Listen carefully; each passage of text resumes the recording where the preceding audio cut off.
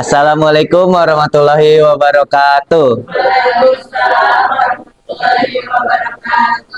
Assalatu wassalamu ala asrofil anbiya'i wa mursalin wa ala alihi wa sahbihi ajmain. Amma ba'du. Perkenalkan, nama saya Kafkarila Primara Sendria yang akan menjadi MC pada acara Magic Gemaku Islamic Karakter pada malam ini yang berjudul Islamophobia yang akan dibawakan oleh Kak Ika. Untuk Kak Ika, dipersilakan waktu dan tempatnya. Assalamualaikum warahmatullahi wabarakatuh.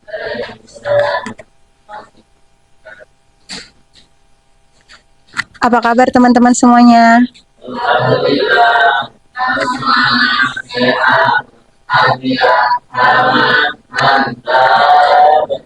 Alhamdulillah.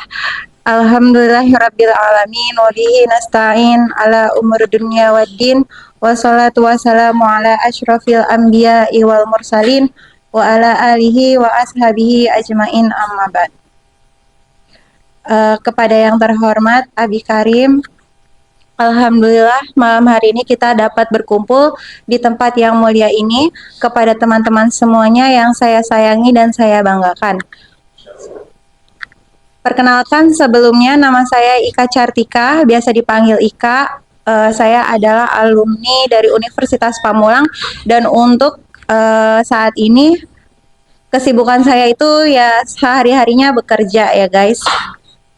Terus berdirinya saya di sini, saya akan mengisi materi dan membawakan presentasi dengan judul Islamophobia.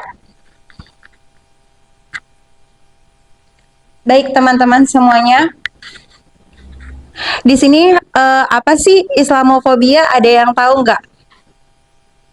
Jadi kita di sini bakalan memahami Islamophobia, penyebab, dampak, dan solusinya.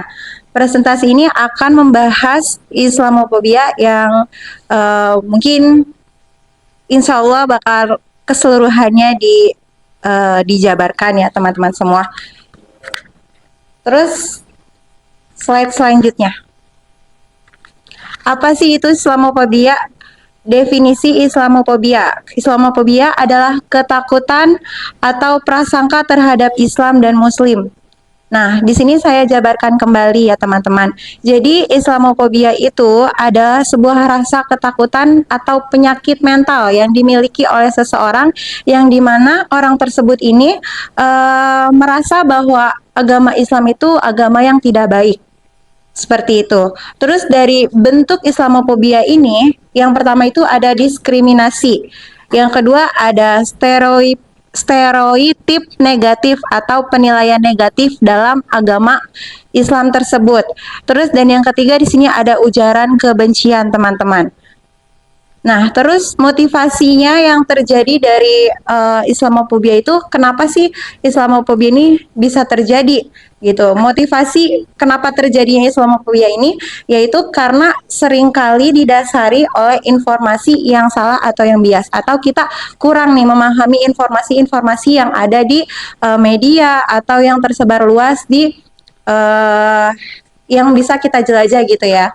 Terus lanjut. Nah, di sini ada penyebab Islamophobia ya teman-teman. Yang pertama ini ada kurangnya pengetahuan atau minimnya pengetahuan atau pemahaman tentang ajaran Islam. Maka dari itu ya teman-teman semuanya, kenapa sih Islamophobia ini bisa terjadi? Karena seseorang tersebut yang mengalami penyakit mental ini itu kurang memahami ilmu atau pemahaman mengenai Islam itu sendiri. Seperti itu. Terus yang kedua itu medianya bias atau representasi negatif Islam di media. Representasi negatif itu apa sih? Representasi negatif itu adalah apa ya? Kayak seperti gambaran atau konten yang diberikan di media sosial itu kurang baik atau tidak jelas atau yang salah gitu. Nah, terus yang ketiga itu politik.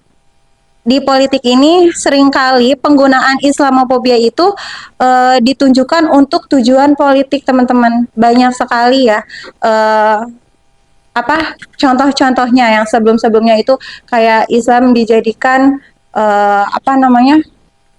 Dijadikan sebagai tempat politik gitu ya. Terus lanjut. Terus dampak negatifnya teman-teman, ya dampak negatifnya ini sama aja kayak yang slide berikutnya, sebelumnya ya.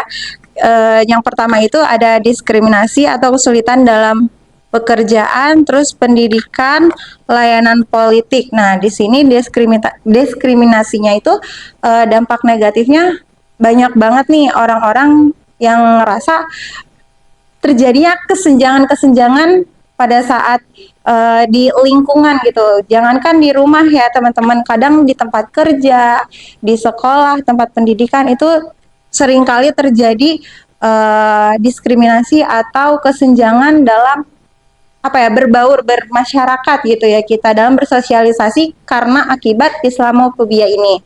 Terus yang kedua itu ada serangan fisik dan verbal terhadap Muslim.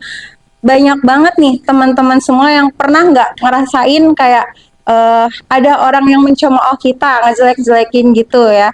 Padahal bukan, Islam itu nggak pernah ngajarin kayak gitu, dan Islam itu adalah agama yang paling baik ya teman-teman. Terus yang ketiga ada isolasi, perasaan terasingkan dan tidak aman. Nih, gara-gara dampak dari Islamofobia ini kita sering banget ngerasa nggak nyaman, terus nggak aman, terus tersingkirkan atau tersisihkan dari teman-teman yang lain. Seperti itu ya teman-teman. Di sini ada nggak nih yang sering ngerasain kayak gitu? Ada nggak? Aku sering banget kayak gitu ya teman-teman, apalagi di lingkungan kerja aku nih, lingkungannya yang langsung tatapan ke media sosial atau jangkauannya luas banget. Sedangkan teman-teman aku di tempat kerja tuh ya nggak pakai kerudung lah, terus sholatnya ya gitulah, aku nggak tahu ya. Tapi ya kadang sering banget kayak dibedain gitu, dan itu kerasa banget sama saya, atau gimana ya, jadi nggak enak sendiri gitu jadinya ya. Nah, terus lanjut lagi bang.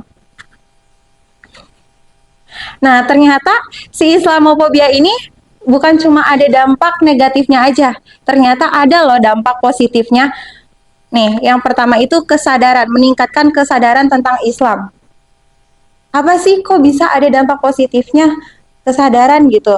Jadi dari Islamofobia ini kita bisa belajar teman-teman, kita bisa lebih mendalami lagi ilmu agama Islam sejauh mana gitu ya guys. Nah, terus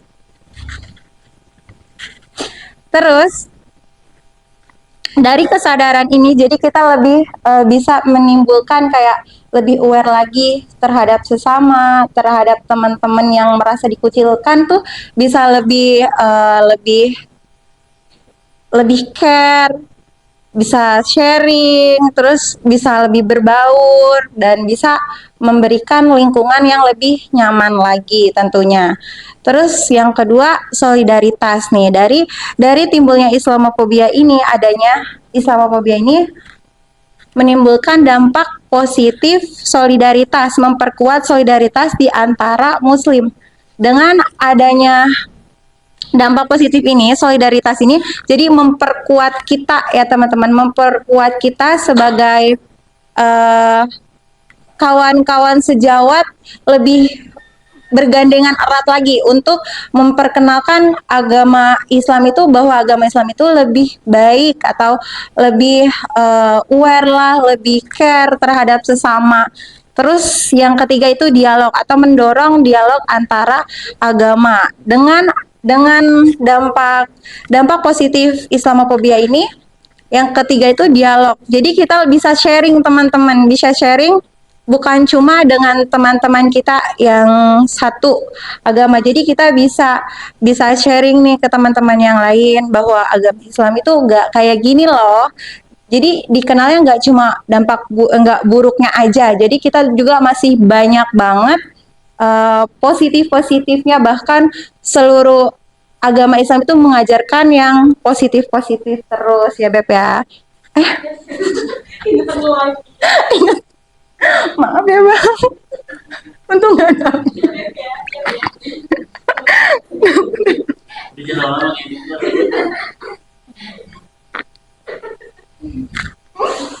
Lanjut, udah ya. Contoh Islamophobia di Indonesia nih, ada stereotip atau menganggap semua muslim teroris atau radikal. Kita sering banget nih kalau ketemu sama teman-teman kita yang kayak pakai cadar atau benar-benar tertutup banget, itu kayak kita mikirnya, wah ini teroris nih gitu. Apalagi dia nggak keluar-keluar gitu ya kan, nggak keluar-keluar di rumah aja, terus nggak mau bersosialisasi sama tetangga-tetangga. Kita nggak tahu nih apa aja kegiatannya sehari-hari di rumah, pasti sering banget nih, jangan temen sama itu, dia mah kayak gini gitu, terus jangan-jangan dia teroris gitu kan. Nah terus yang kedua nih, padahal mah nggak kayak gitu semuanya ya, nggak semuanya kayak gitu. Yang kedua di sini ada diskriminasi, kesulitan mendapatkan pekerjaan karena identitas muslim. Nah ini mungkin sekarang ini nggak sedikit juga ya, banyak kok teman-teman kita yang muslim terus dapetin pekerjaan yang lebih bagus dan lebih layak. Jadi jangan takut teman-teman, yang penting kita punya skill, punya kemampuan, kita berikan yang terbaik, kita jujur, kerja apa adanya, pasti bakal mendapatkan hasil yang terbaik juga. Nah, terus yang ketiga di sini ada ujaran kebencian atau komentar negatif di media sosial. Banyak banget tuh ya, netizen-netizen tuh kadang suka apa ya, suka ke bawah arus, padahal dia nggak tahu benarnya seperti apa dan salahnya seperti apa. Jadi nggak bisa apa ya, menyaring menyaring yang nggak baiknya. Jadi kadang kita ke bawah emosi terus ikut-ikutan komen gitu. Jadi kita jangan kayak gitu ya teman-teman, kita harus tetap kontrol diri kita sendiri. Lanjut. Nah, di sini ada ayat Al-Quran tentang si Islamophobia ini yang mengajarkan tentang toleransi, yaitu ada di surat Al-Baqarah ayat 256. Tidak, yang artinya tidak ada paksaan dalam beragama. Ayat ini menekankan kebebasan beragama dan menolak paksaan dalam berkeyakinan. Terus yang kedua ada dari Quran surat Ayunus ayat 99 dengan artinya, surat Yunus, Quran surat Yunus. Astagfirullah. Di Quran surat Yunus ayat 99 dan artinya, jika Tuhanmu menghendaki, tentu semua orang di bumi seluruhnya telah beriman. Maka apakah kamu hendak memaksakan manusia supaya maka menjadi orang-orang yang beriman semuanya. Ayat ini menjelaskan bahwa hidayah ada di tangan Allah dan manusia tidak bisa dipaksa untuk beriman. Seperti itu, teman-teman. Lanjut.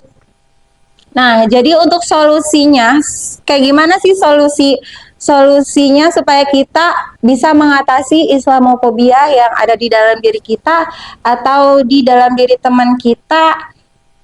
Caranya yaitu yang pertama edukasi teman-teman. Kita harus dan butuh banget edukasi dan butuh banget menambah wawasan yang luas. Jangan cuma stuck di satu tempat. Kita harus ngaji ke seluruh tempat. Kita harus kunjungi.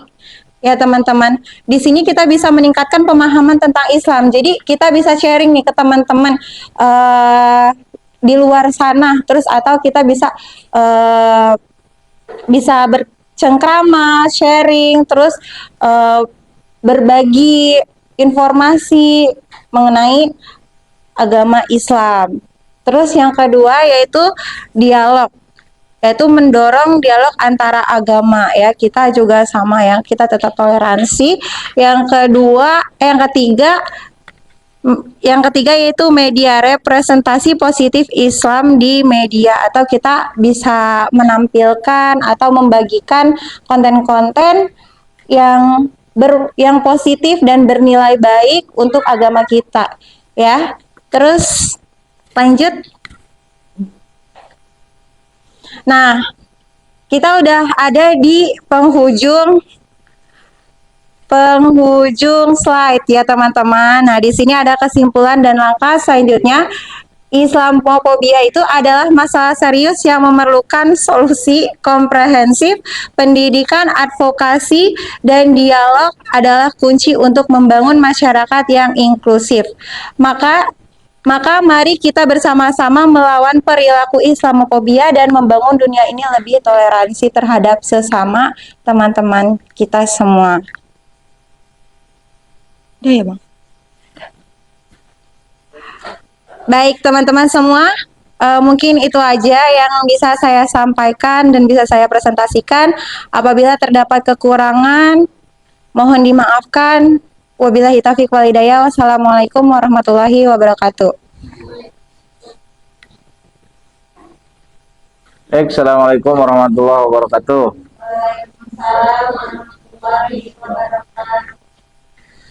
Alhamdulillahi rabbil alamin. Salatu wassalamu ala asyrafil anbiya wal mursalin wa ala alihi washabihi wa barik wa sallim ajma'in. Asyhadu an la ilaha illallah, asyhadu anna Muhammadar Rasulullah.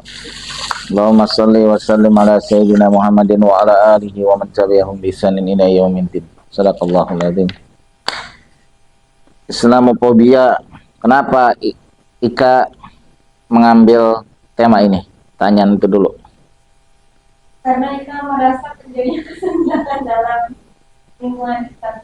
Lingkungan apa? Lingkungan kerja. Oh, lingkungan kerja. Apa yang maksud dengan kesenjangan itu? Jadi kayak dibedain itu, kalau kita merasanya itu kayak apa kita nih gitu, kita yang benar gitu. Kadang kita nanya saja dia salahnya, atau kadang kita merasa kayak paling merasa kayak benar sendiri, tapi kita padahal nggak merasa gitu. Jadi kayak temen-temen itu memediasi gitu, cuma kayak lebih sholat gitu ibadahnya. Si paling benar lah ya. Padahal enggak juga sih. Kadang juga ini gitu. Itu bukan hinaan kan, kayaknya sanjungan. Iya, itu sanjungan, tapi merasa kayak gitu, Merasa disindir dengan panggilan Umi. Jadi kayak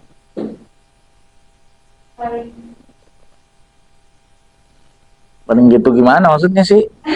Jadi itu kan ada latar belakang kenapa pilih. orang yang nggak suka dipanggil.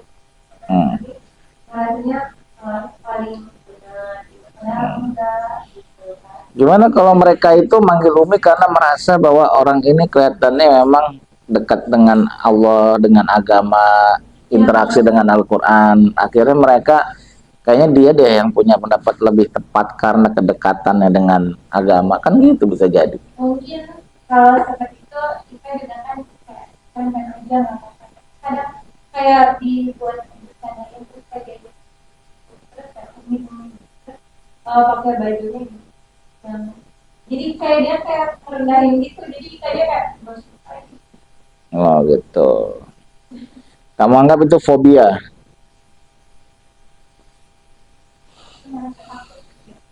Ya, Islam fobia itu dari dua kata ya, Islam dan fobia. Kita tahu ya Islam itu ya agama kita Islam, fobia itu adalah ketakutan. Tanyanya adalah ketakutan terhadap Islam. Orang itu takut atau fobia itu dia ada yang karena punya pengalaman, ada yang karena punya referensi. Nah ini berbeda nih. Dia punya pengalaman misalnya fobia sama kecoa gitu kan. Dia mengalami sendiri ketika dia memegang kecoa itu dia badannya gemeteran, geli dan sebagainya gitu kan, takut. Nah itu namanya dari experience. Tapi ada yang dia referensi.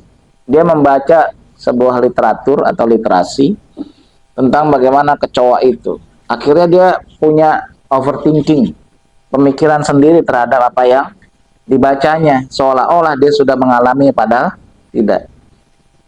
Nah, Yang dimaksud dengan Islamophobia ini di sini adalah orang-orang itu lebih kepada referensi dibandingkan kepada experience.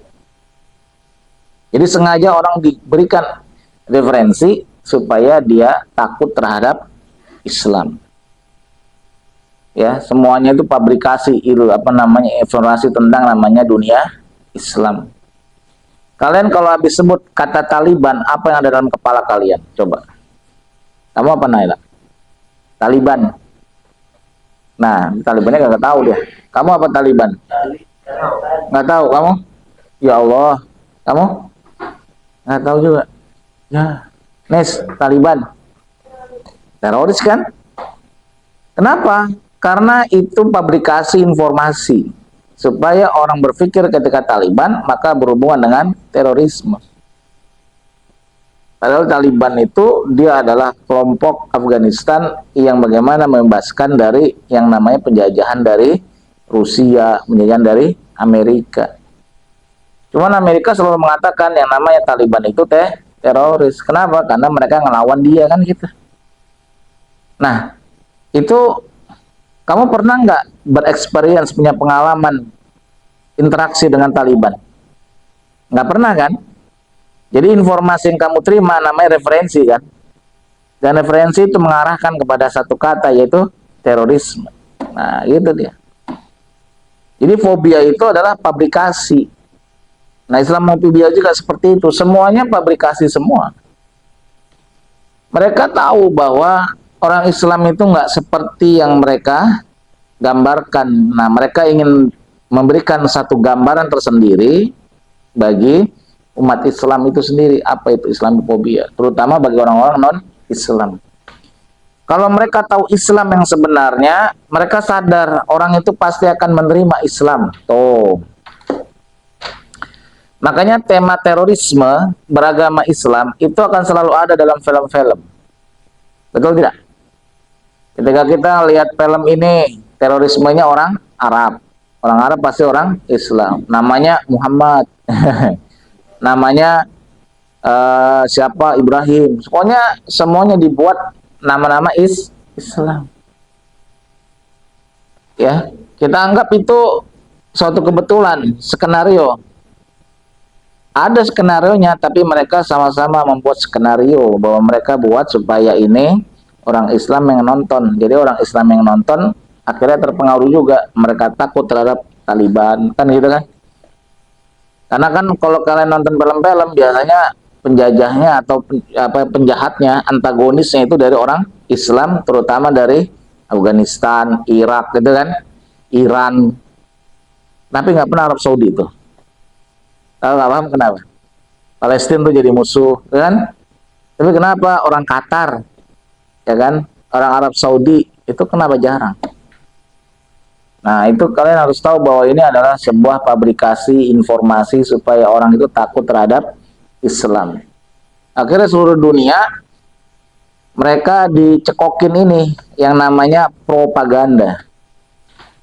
Propaganda ini dia bukan berita benar, dia berita yang salah. Cuman yang salah itu kalau diberitakan setiap hari, diinformasikan setiap hari, akhirnya terbentuklah di kepala manusia itu sebuah kebenaran. Tuh, namanya propaganda. Bedanya dengan iklan apa?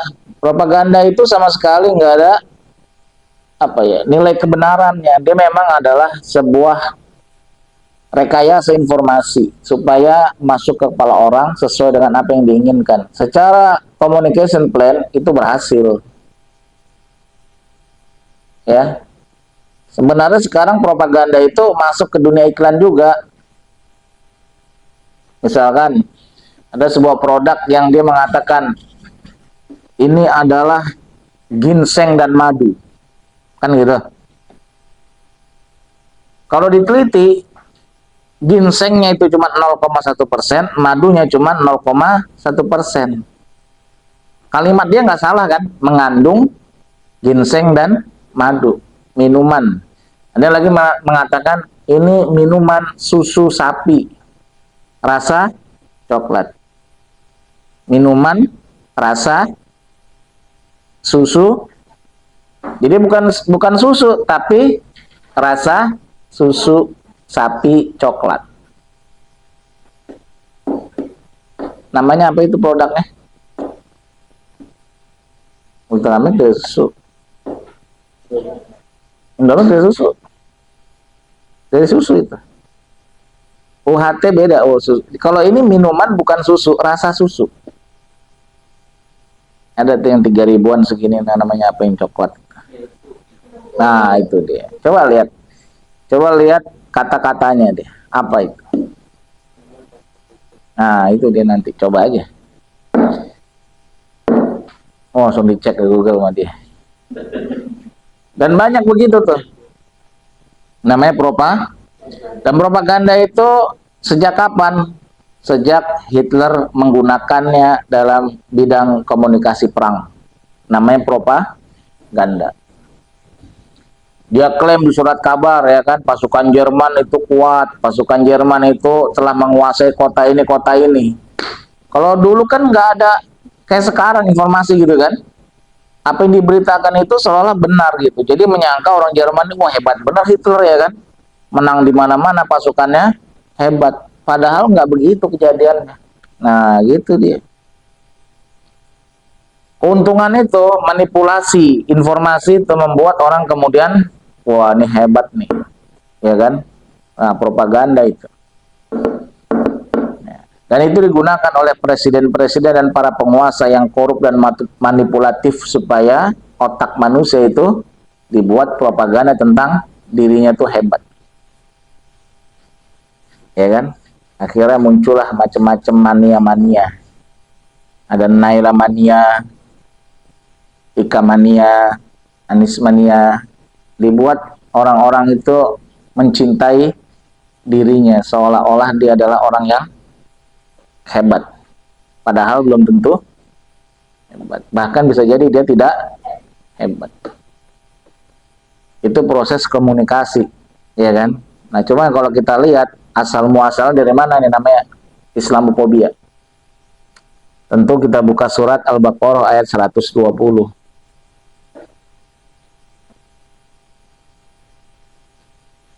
Walan tardo angkal yahudu wala nasara hatta tattabi'a millatahum. Tidak akan pernah ridho itu orang Yahudi, orang Nasrani sampai engkau ikut jalan hidup mereka.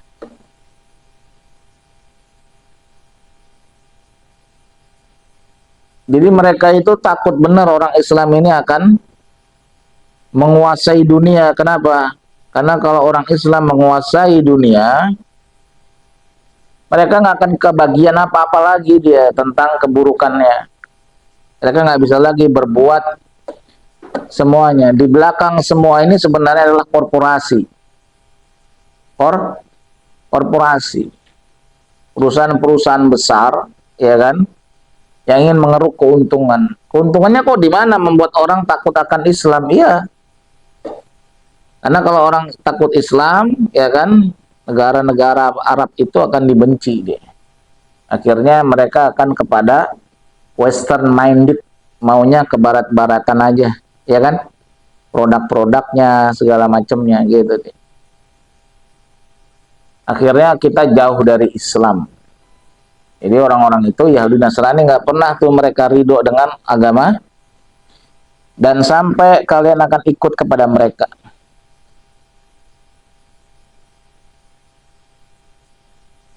Tapi uniknya, Islamophobia juga itu melanda orang Islam itu sendiri. Orang Islam takut terhadap hukum Islam. Takut terhadap hukum Islam. Itu kan kebangetan ya kan? Tapi begitulah. Kayak misalkan, kamu setuju nggak kira-kira ada peraturan yang tidak sholat berjamaah itu akan dicambuk 1 kali.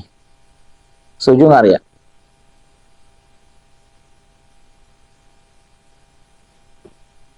Mikir deh.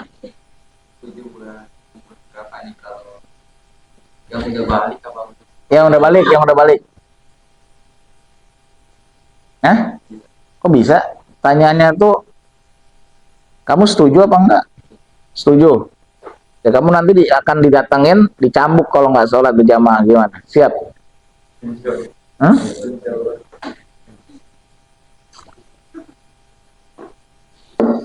Kalau orang Islam nggak pakai jilbab, ya kan, dia akan dicambuk 1 kali, perempuan. Kalau dia ketahuan jalan sama laki-laki, ya kan, maka dia akan dicambuk 50 kali. Setuju nggak? Enggak kan? Itu kan kalian fobia. Padahal ketika kalian itu sadar, ya kan, dengan hukum Allah, itu lebih keras lagi hukumannya. Naila misalkan jalan-jalan dengan Antonio Banderas atau siapa, Saipul, kepegang dia atau pegangan tangan misalkan yang bukan muhrimnya, ya kan, naik motor berduaan, betul, bersentuhan, itu adalah seperti dia nanti hukumannya dimasukkan dia besi dari kepala sampai, mohon maaf, duburnya. Keras nggak hukumannya? Kalau cuman cambukan 50 kali, kira-kira gimana? Tapi kan orang Islam takut juga kan? Nah, Islamophobia itu bukan saja di orang Barat, orang Islamnya sendiri takut dengan hukum Islam.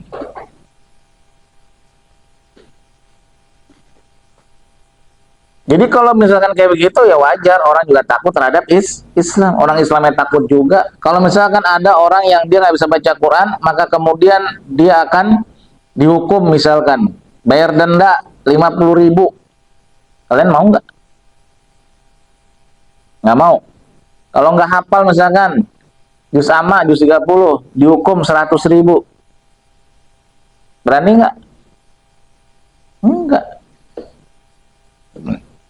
Ya, padahal Allah itu sudah mengatakan, wal hafizuna li hududillah, maka barang siapa dia yang menjaga hukum-hukum Allah, ya kan, at-taibuna wal abiduna al hamiduna saihuna raqiuna sajiduna al amiruna bil ma'rufi wan nahuna 'anil munkar wal hafizuna li hududillah wa basyiril mu'minin.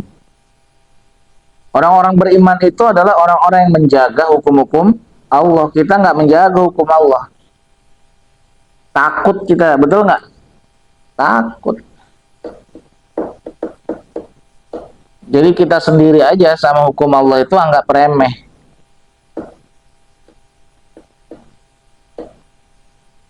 Kafka setuju nggak? Kalau orang misalkan nggak sholat berjamaah, dihukum dia tanpa alasan yang jelas. Mikir, ya kan? Nah, kalau kita lihat ini sebenarnya Islamophobia juga terjadi pada orang Islam. Berapa banyak kita ketakutan. Kita ini nggak ridho sama hukum Allah. Riba, barang siapa yang riba maka dipotong kelingkingnya. Setuju nggak kalian? Enggak. Padahal hukum Allah lebih berat lagi kan. Orang-orang yang riba itu ngajak perang Allah dan Rasul. Tuh. Selama kita orang Islam itu nggak menjaga hukum Allah, ya sudah. Kita akan selalu fobia dengan hukum Allah. Jadi kita nggak usah mikirin dulu tuh bagaimana orang kok nggak suka dan takut dengan Islam. Kita sendiri takut dengan hukum Islam. Takut sendiri kita sama agama ini. Kenapa? Ya karena kita tidak kurang iman.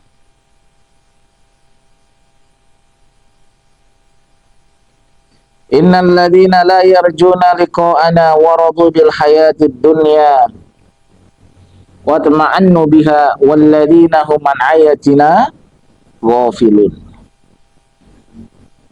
Sesungguhnya orang-orang yang dia layar juna liqa'ana, kata Allah. Ada orang-orang yang tidak mau bertemu dengan aku, kata Allah. Takut ketemu sama aku, kata Allah.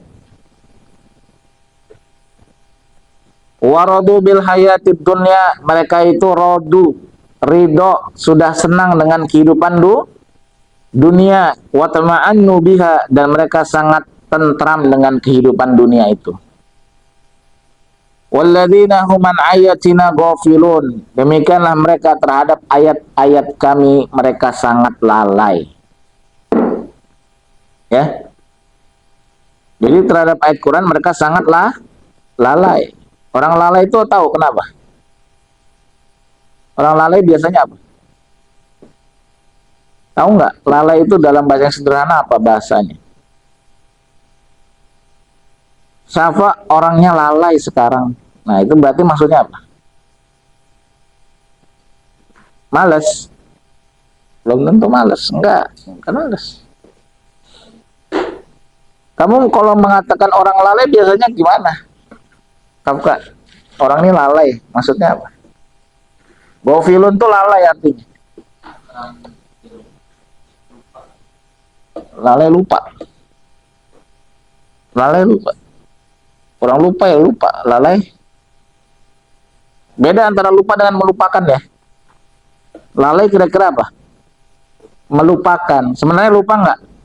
Tidak. Nah itu dia. Orang lalai itu yang paling sederhana adalah tidak perhatian. Apa namanya? Karena dari kata gofala, guflun itu artinya dia tidak dikenal. Guflun itu. Kemudian lalai, tidak memiliki perhatian. Kalau kita orang jalan di jalan tol itu ada petunjuk kan ya, tunjuk jalan tol. Nah orang lalai itu dia nggak memperhatikan petunjuk. Dia asik dengan pikirannya sendiri, dia asik dengan bengongannya sendiri. Dia nggak perhatikan tuh, sehingga ketika sampai pada dia, nih, gue di mana nih ya? Jadi dia asik dengan pikirannya sendiri gitu. Nah makanya di ayat itu mengatakan surat apa, Lis? Ayat 7 buka.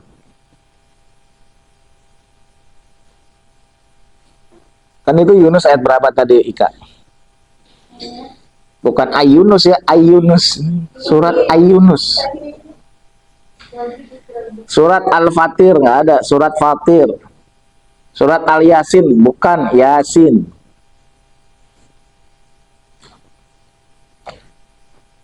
Ayat 7 paling atas. Innal ladzina la yarjuna liqa'ana waradu bil hayatid dunya. La yarjuna liqa'ana. Mereka nggak ketemu sama Allah dan nggak mau ketemu sama Allah. Kenapa? Karena waradu bil hayatid dunya. Dunia itu sudah membuat mereka itu sangat bahagia. Ngapain lagi ketemu Allah? Wa tama'annu biha, dan mereka sangat tenang dan tentram dengan dunia itu. Jadi orang lalai itu adalah orang yang terdistract. Terdistract itu artinya dia teralihkan perhatiannya kepada dunia.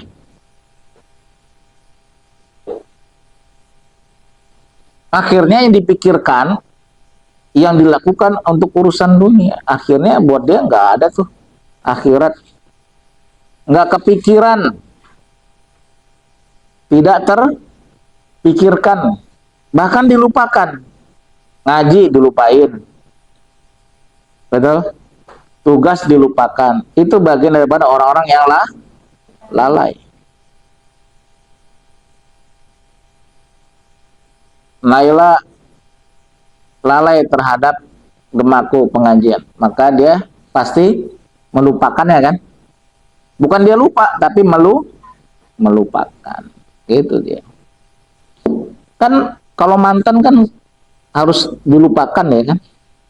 Betul nggak sih? Betul. Ya kan? Kita melupakan yang wajib dilupakan. Tapi ya kan, kalau Allah dan agama Islam jangan dilupakan.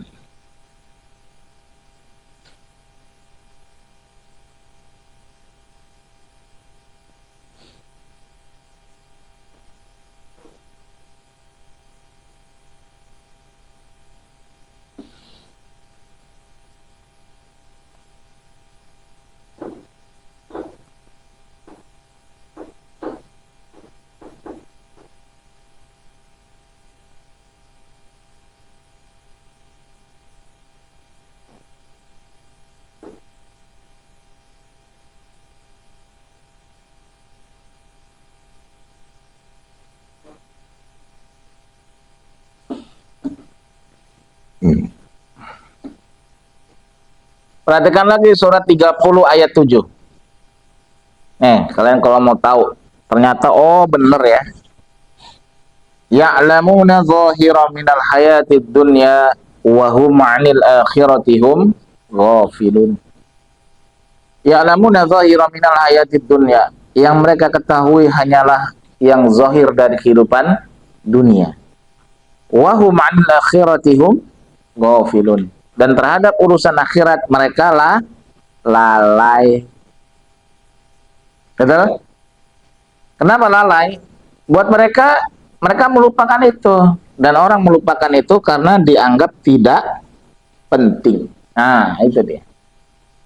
Jadi kalau ditanya orang kenapa lalai, akhirnya kembali lagi pada teori kita yang pertama. Kenapa orang itu malas atau rajin ya kan? Karena dia melalaikan, melupakan itu karena dianggap tidak penting. Ya'lamuna zahira minal hayatid dunya. Kita banyak tahu tentang dunia. Bahkan kita tahu tuh, inget tuh, JKT48 yang anggotanya ada berapa orang, Nay? Banyak banget. Hah? Nggak tahu, beneran nggak tahu. Kamu tahu nggak? Kasih. JKT48 berapa anggotanya? Hah? Kalau dulu? Tuh 20-an tuh. Tahu deh. Nambah lagi.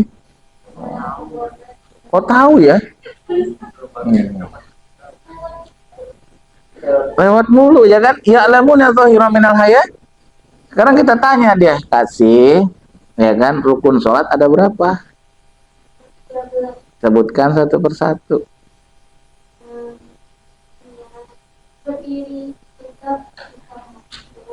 Ah?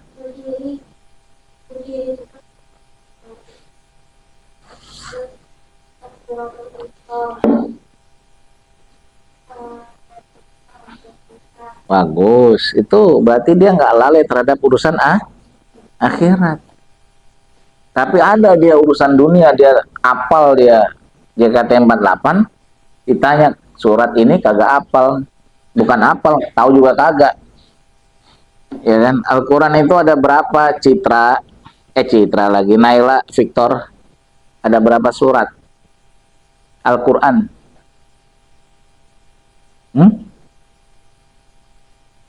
Ya kan? Tapi Citra tahu dia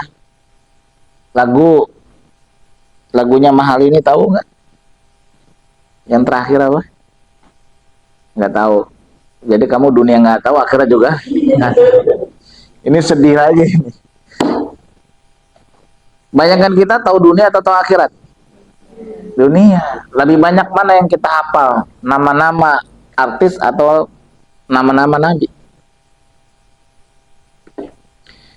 Cerita-cerita nabi kita tahu nggak? Atau cerita-cerita tentang seorang penyanyi, bintang film gitu dia. Ya.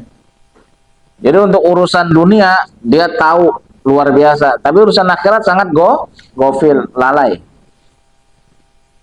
Artinya apa? Orang gofilun itu adalah orang yang dia perhatiannya lebih kepada dunia.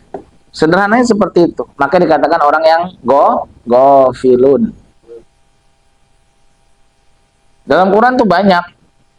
Ya, ada 35 ayat tentang gofilun itu. 6 itu tentang kata-kata gofilun.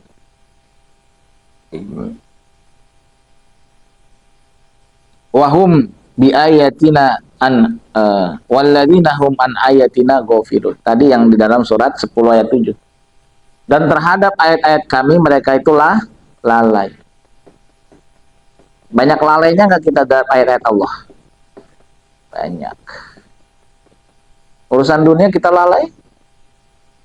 Banyak juga lalai. Lalu apa yang tidak lalai? Tidak ada. Ini memang benar-benar lalai. Jadi Islamofobia, sekali lagi, ini adalah rekayasa orang-orang yang memusuhi Islam supaya orang tidak suka terhadap namanya Islam. Tapi uniknya orang Islam sendiri juga tidak suka juga dengan ajaran Islam dan merasa takut apabila itu diterapkan dalam kehidupan sehari-hari. Ini masalah. Ya.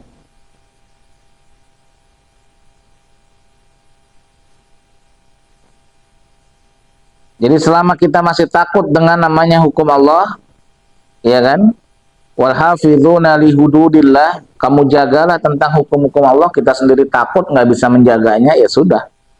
Jangan salahkan orang kenapa mereka takut terhadap Islam, kita sendiri aja takut. Dan takut terhadap hukum Allah itu menunjukkan tentang minimnya atau tipisnya iman kita.